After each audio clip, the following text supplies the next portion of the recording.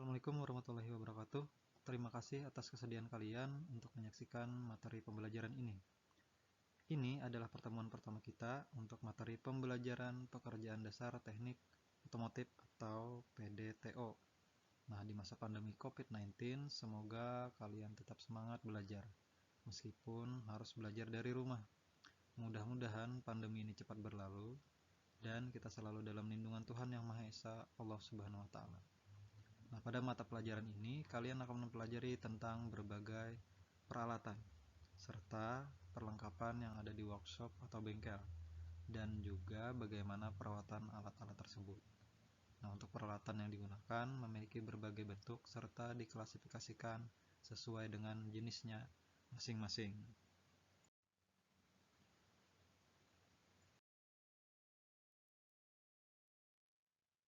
Nah, yang akan kita bahas adalah peralatan tangan atau hand tools.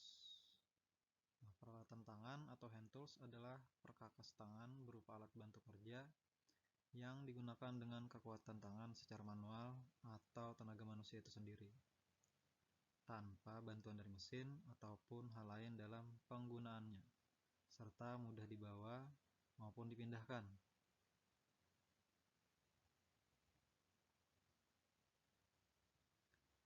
Nah, alat yang sering kita jumpai sehari-hari di bengkel yaitu seperti kunci pas atau open end spanner. Nah, kunci pas atau open end spanner umumnya memiliki dua kepala setiap ujungnya, dan masing-masing memiliki ukuran yang berbeda-beda. Misalnya 12 dengan 14, 8 dengan 10, bisa juga 20 dengan 22, tergantung keperluan masing-masing. Nah, alat ini berfungsi untuk melepas atau mengencangkan baut dan mur yang tidak terlalu kuat momen pengencangannya, atau baut dan mur yang sudah dikendorkan sebelumnya menggunakan alat yang lain.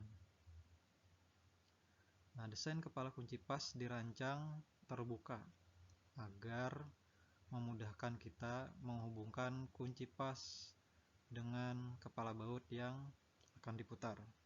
Nah, namun dalam penggunaannya tidaklah fleksibel, yaitu harus menyesuaikan posisi kunci dengan kepala baut.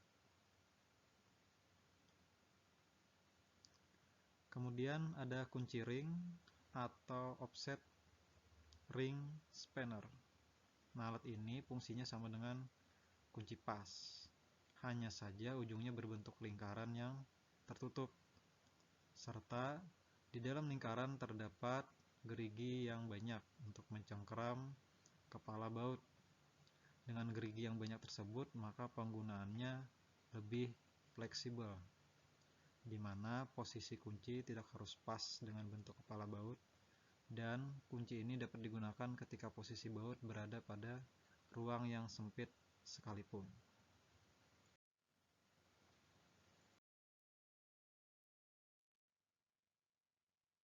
Nah, kemudian yang ketiga ada kunci ring pas atau combination spanner, yaitu kombinasi atau gabungan dari kunci ring dengan kunci pas.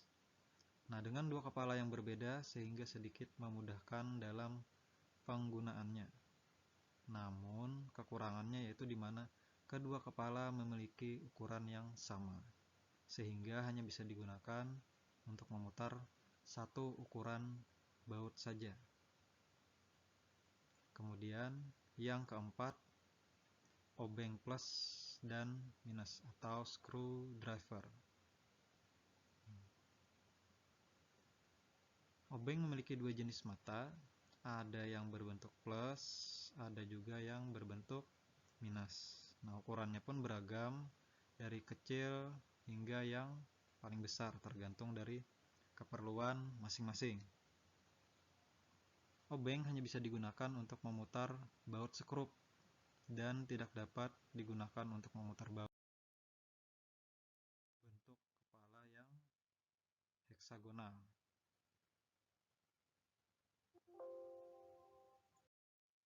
Selanjutnya yaitu tang atau pliers. Nah, tang memiliki berbagai jenis, dan yang sering kita temui adalah tang kombinasi. Nah, tang ini adalah gabungan antara tang jepit dengan tang potong. Nah, di mana tang ini bisa memotong sebab terdapat bagian yang tajam pada sisi dalam mulutnya, serta bisa digunakan untuk menjepit atau mencengkram pada bagian ujung mulutnya yang lebar dan bergerigi.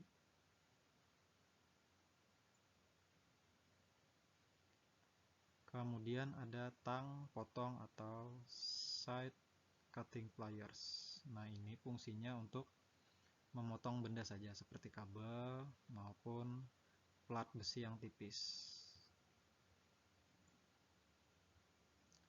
Nah, yang ketiga yaitu tang lancip atau long nose pliers. Nah, ini fungsinya sebagai penjepit atau mencengkram benda dengan ukuran yang relatif lebih kecil. Nah, ukuran mulut pencengkram didesain lancip dan kecil agar ketika harus menjepit benda-benda yang kecil dan tipis bisa lebih fleksibel dalam penggunaannya.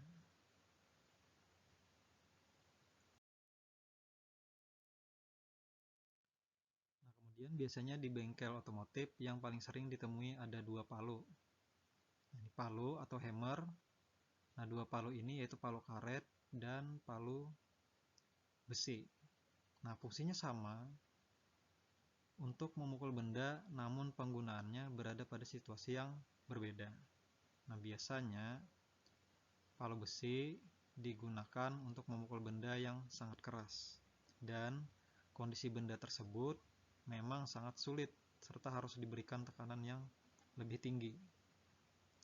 Nah, sedangkan palu karet umumnya digunakan untuk memukul bagian benda yang cukup keras maupun benda yang tidak keras, dan benda tersebut pada kondisi yang tidak terlalu sulit perlakuannya, sehingga palu karet biasanya digunakan pada kondisi di mana tidak perlu mengeluarkan energi yang berlebih.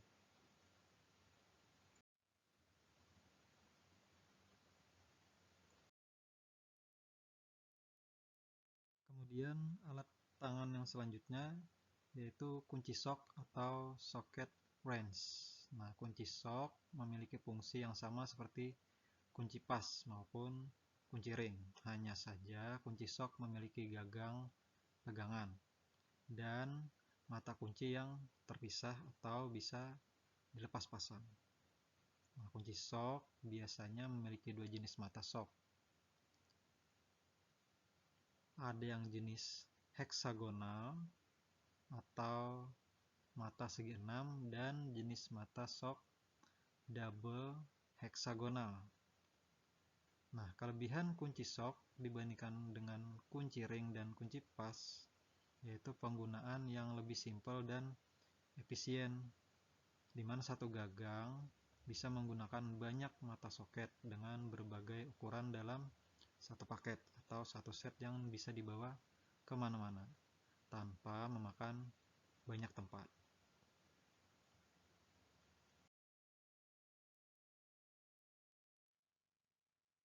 Setelah selesai membahas peralatan tangan, kita akan membahas yang selanjutnya yaitu peralatan kerja bangku atau bench work equipment.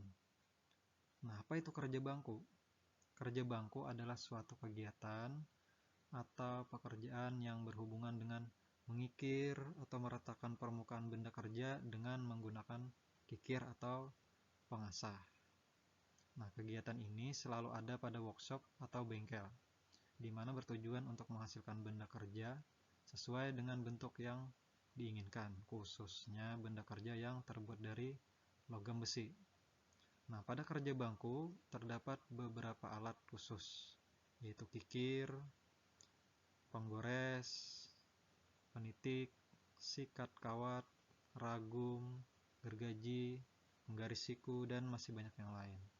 Nah, di sini Bapak akan menjelaskan beberapa saja peralatan yang sering digunakan pada kerja bangku. Pertama yaitu kikir atau raps. Nah, kikir, alat ini berfungsi untuk merapikan permukaan pada benda kerja agar terlihat lebih estetik atau rapi. Nah, ada berbagai bentuk alat kikir tergantung keperluan. Ada yang berbentuk datar, pipih, gunanya untuk meratakan permukaan yang datar. Dan ada pula yang berbentuk bulat maupun setengah lingkaran. Nah, yang mana fungsinya untuk merapikan permukaan benda yang agak cekung ke dalam.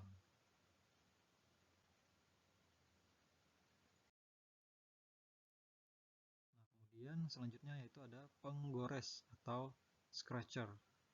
Nah, penggores digunakan untuk menandai atau memberi garis pada permukaan logam yang mana goresan garis ini biasanya sebagai penanda agar lebih mudah untuk memotong suatu logam atau benda kerja. Nah, dibantu dengan penggaris siku. Nah, mengapa digunakan penggaris atau scratcher? Sebab jika kita gunakan spidol, pensil, ataupun pulpen untuk menandai di permukaan logam sangatlah sulit. Maka dari itu digunakanlah scratcher.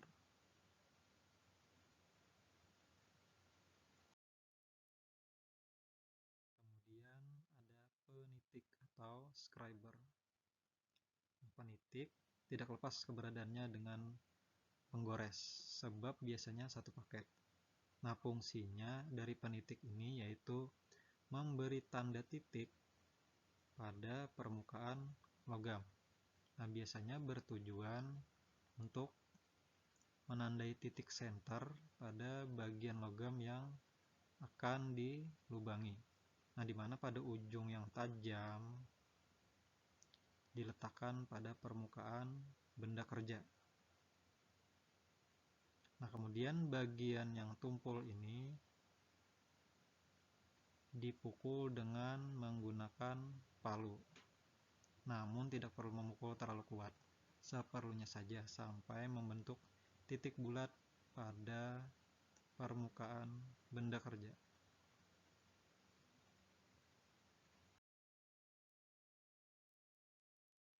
Kemudian sikat kawat atau wire brush.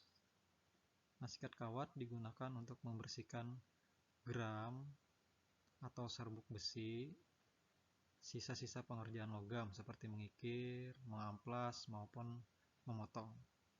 Dan juga digunakan untuk membersihkan karat-karat pada permukaan logam.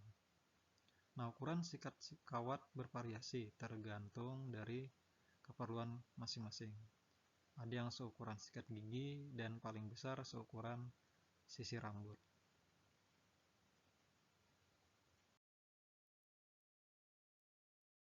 Kemudian selanjutnya ada gergaji besi atau hacksaw. Nah, gergaji besi biasanya digunakan khusus untuk memotong logam besi. Nah, gergaji ini biasanya digunakan secara manual dengan tenaga manusia. Dan ukurannya pun umumnya sama saja. Hanya saja desain bentuknya yang berbeda-beda tergantung dari desain pabrik masing-masing. Nah, kelebihannya gergaji ini memiliki mata potong yang bisa dilepas pasang sehingga dapat menyesuaikan keperluan kita untuk memotong benda kerja.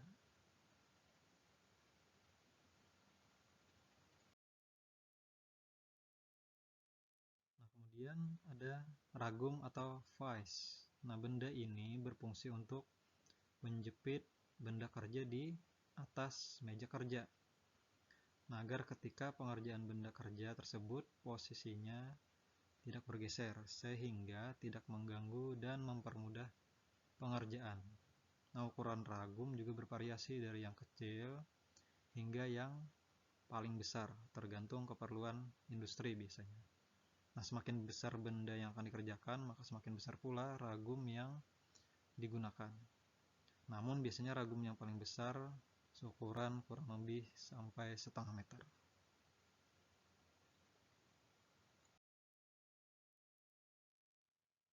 Nah, bagaimana peralatan tangan? Yang pertama ada namanya pencegahan kerusakan dan keausan. Kemudian yang kedua perbaikan setelah timbulnya kerusakan. Nah, bagaimana pencegahan kerusakan dan keausan? Nah, yang pertama, peralatan tangan harus dijaga agar tetap dalam keadaan bersih. Kemudian yang kedua, peralatan tangan sebaiknya disimpan di dalam lemari alat atau toolbox khusus agar terhindar dari debu dan kotoran. Kemudian yang ketiga, peralatan tangan harus diperiksa secara teratur sebelum digunakan agar jika ada kerusakan bisa diperbaiki sejak dini. Kemudian yang keempat, peralatan tangan harus digunakan sesuai fungsi dan kemampuannya. Jangan digunakan di luar dari fungsinya dan melebihi kemampuan dari alat itu sendiri, karena bisa merusak alat tersebut. Kemudian yang kelima, peralatan tangan jangan ditaruh di atas mesin yang sedang beroperasi, sebab mesin menghasilkan getaran dan bisa saja membuat alat bergeser dan terjatuh hingga rusak. Nah, sedangkan untuk perbaikan setelah digunakan biasanya dilakukan jika memungkinkan untuk diperbaiki. Namun, peralatan tangan yang sudah rusak umumnya segera diganti, sebab jika diperbaiki sekalipun, kemungkinan fungsi dan kemampuannya saat digunakan sudah sangat menurun dan berisiko terjadi hal-hal yang tidak diinginkan.